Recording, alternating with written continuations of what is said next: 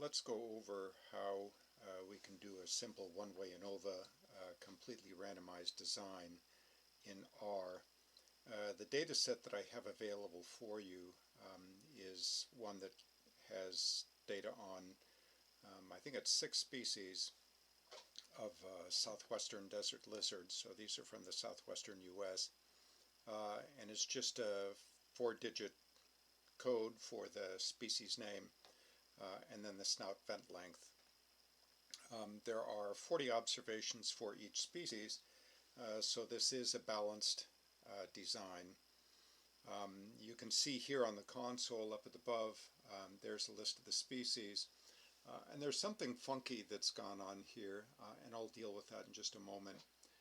But you notice here that the species name is not as it was in the CSV spreadsheet.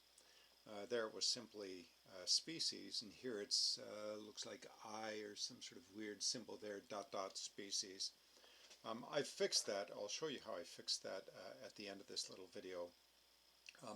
I have, though, already changed the data, and that's here what it looks like, and here I've renamed the species Liz species. I will show you how to rename those columns. There is one other important point that I want to make here as you look at these data. So here we have 2 columns, Liz species and SVL for snout vent length. And the species are numbered 4003, 4004, 4005, and so on. Okay. Notice that I have all of these observations in 2 columns, so it's not set up as it would be a spreadsheet in perhaps the way you would logically think to put it together. Here what we're doing is all the data are organized into 2 columns. So the numbers are sequential, the species are sequential in these 2 columns. There is a way to deal with that if your data are not in that format. There are a number of commands, and I will show you those, not today, but at another time, how to get those reorganized. So here we have our data, and if you look down below here in the console, you can see I've just put in the command SVL data. I began by clearing the memory, so that's all cleared. Now I have SV data, and here are my species down in the console with their snout vent lengths, and you can see that I have a total of 280 observations. So now we very simply want to perform the analysis of variance. So the first command that I'm going to put in here, see if I can get the cursor over onto this other monitor, is simply attach and then SVL data. So the name of this data set is SVL data. Okay. So now I've attached the data, and as always we're going to begin with a box plot. So box plot, and then I'm going to specify that I wanted to use SVL, right? So that's my snout vent length, and you have to be careful with how you name these variables so that you're not using a variable name being the same as a data set name. So I want to do this for snout vent length, and I want to do it by Liz spec for lizard species, so LIZSPEC, and then just hit enter. And you can see over here on the right hand side there's my box plot, my list of species on the x-axis, and then their snout vent lengths. And you'll notice that there are some outliers in the data. These are mild outliers, not extreme outliers. But for the most part, for most of these species, the distributions are symmetrical. Obviously, species 410 is not symmetrical. And 4007 is not perfectly symmetrical, and 408 is not symmetrical, right? So I mean there are some issues with the data. We could clean that up with by using a data transformation and so on, but we'll save that for another time. Analysis of variance is pretty robust with regards to modest deviations from normality, so we're not going to worry about it at this point. Okay.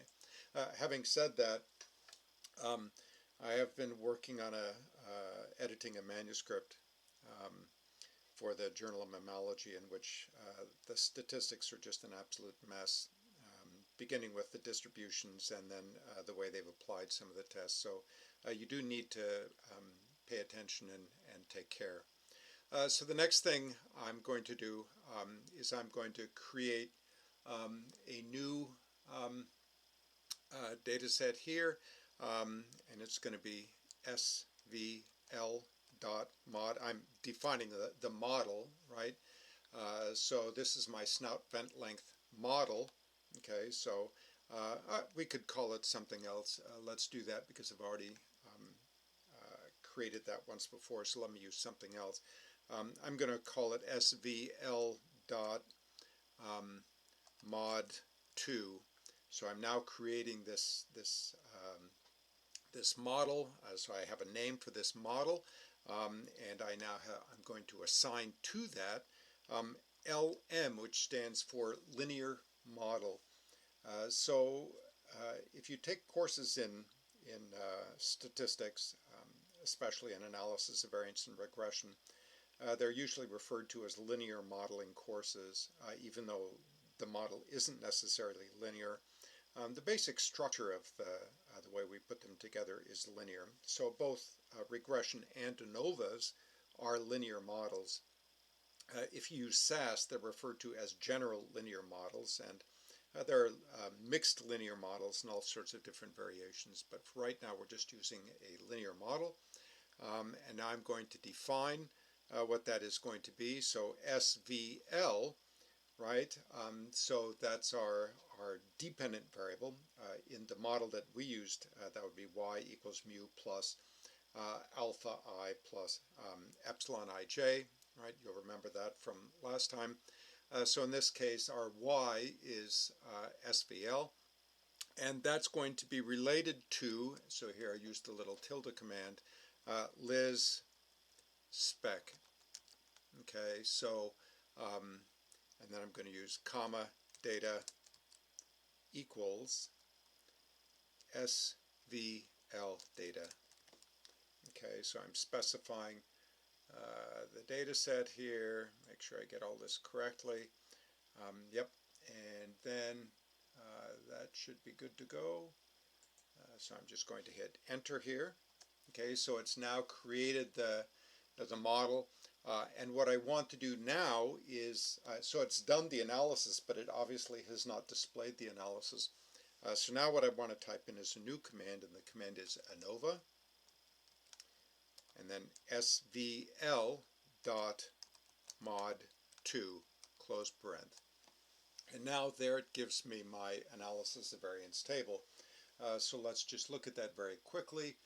The response variable is SVL, snout vent length. Well, that's what we have up here, right? And then it has degrees of freedom. Well, there's 1 degree of freedom associated with the model, right? That's our treatment, okay? And then we have our 278 residuals. So that means there are 290 total degrees of freedom. We lose 1 degree of freedom, or I'm sorry, 279 total degrees of freedom.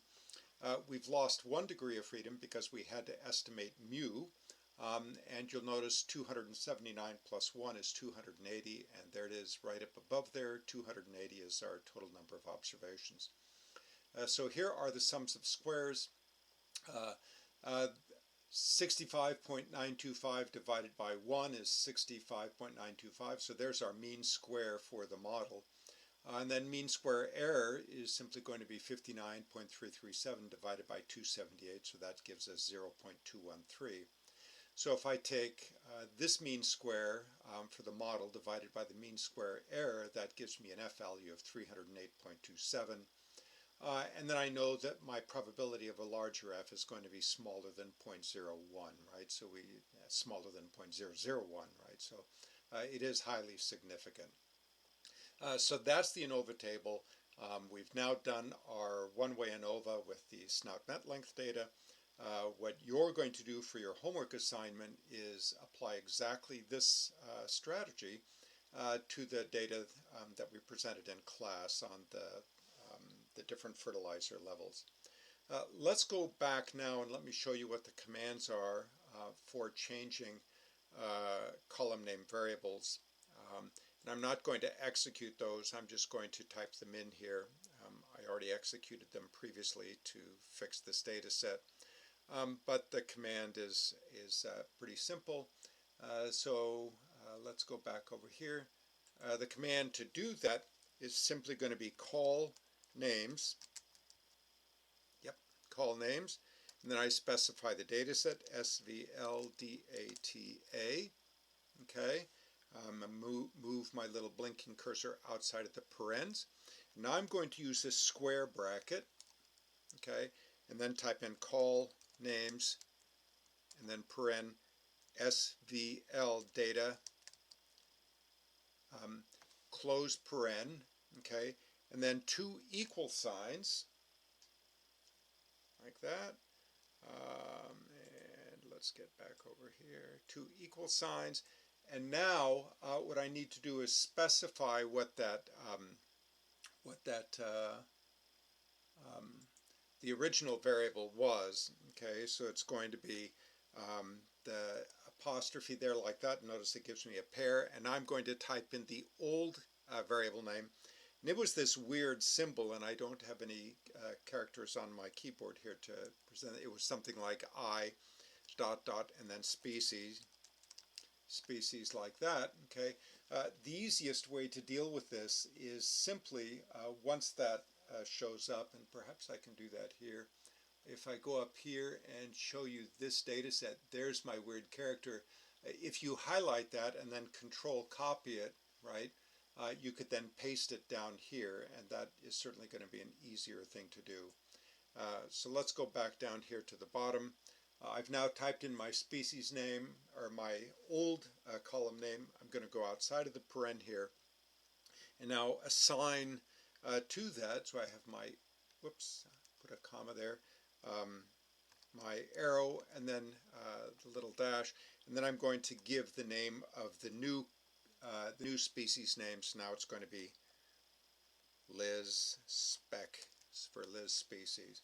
And then just hit enter, and what that will do then is rename that column, and you are good to go.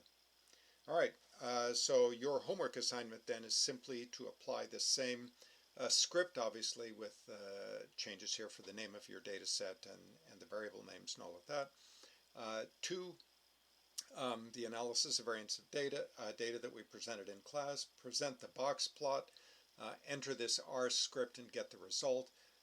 Then what I'd like you to do is take this box plot and save it, export it as a JPEG or bitmap or whatever you like.